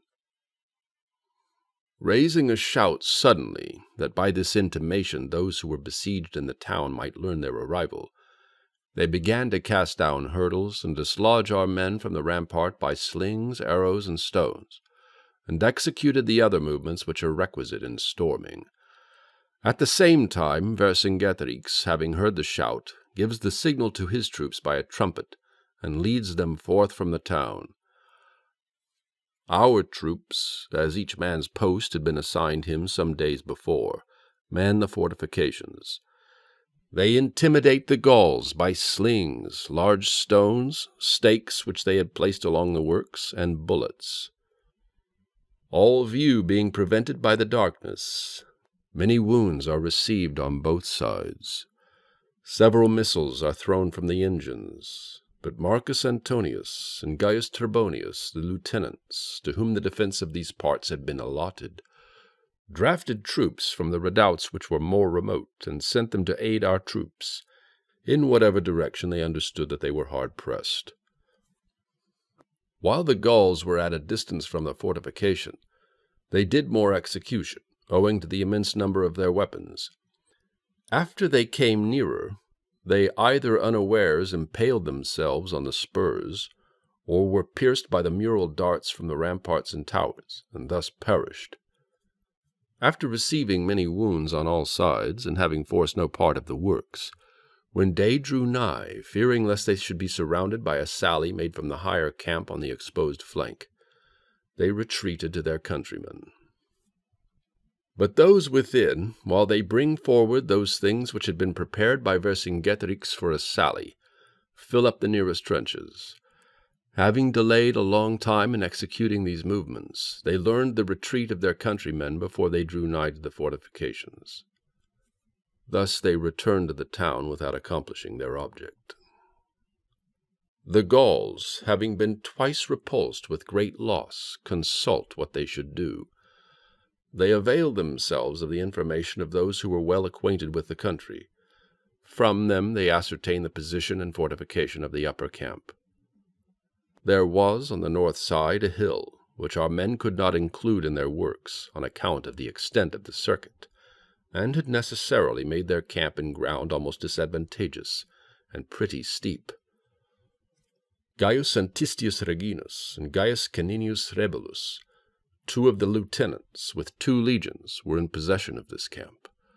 The leaders of the enemy, having reconnoitred the country by their scouts, select from the entire army 60,000 men, belonging to those states which bear the highest character for courage. They privately arrange among themselves what they wish to be done, and in what manner. They decide that the attack should take place when it should seem to be noon. They appoint over their forces Vercingetorix, the Arvernian, one of the 4 generals and a near relative of Vercingetorix. He, having issued from the camp at the first watch, and having almost completed his march a little before the dawn, hid himself behind the mountain, and ordered his soldiers to refresh themselves after their labor during the night.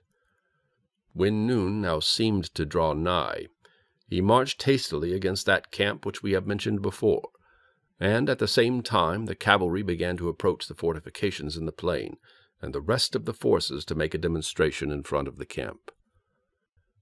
Vercingetorix, having beheld his countrymen from the citadel of Alesia, issues forth from the town.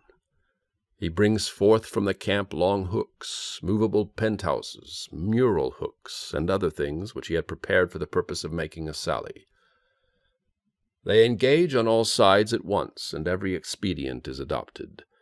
They flocked to whatever part of the works seemed weakest. The army of the Romans is distributed along their extensive lines, and with difficulty meets the enemy in every quarter. The shouts which were raised by the combatants in their rear had a great tendency to intimidate our men, because they perceived that their danger rested on the valor of others.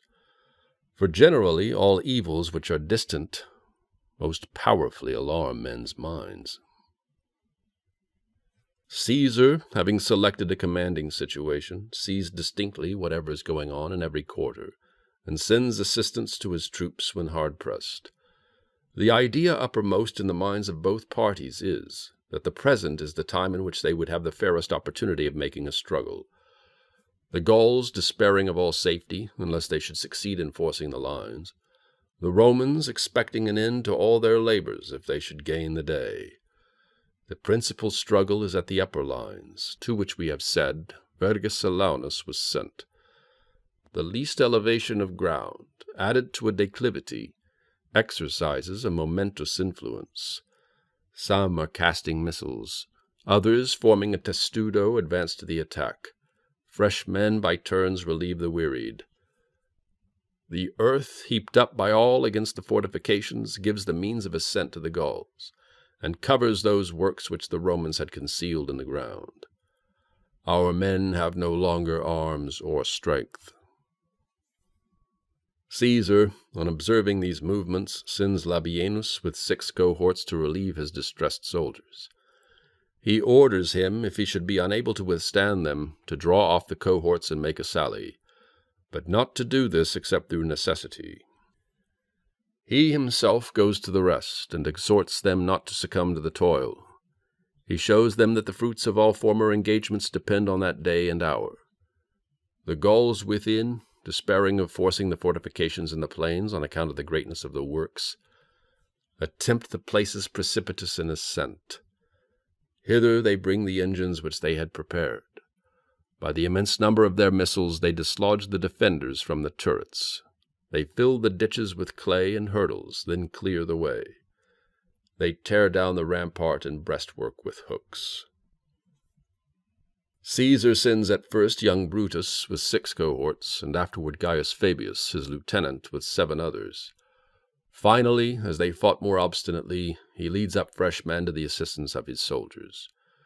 After renewing the action and repulsing the enemy, he marches in the direction in which he had sent Labienus, drafts 4 cohorts from the nearest redoubt, and orders part of the cavalry to follow him, and part to make the circuit of the external fortifications and attack the enemy in the rear. Labienus, when neither the ramparts or ditches could check the onset of the enemy, informs Caesar by messengers of what he intended to do. Caesar hastens to share in the action.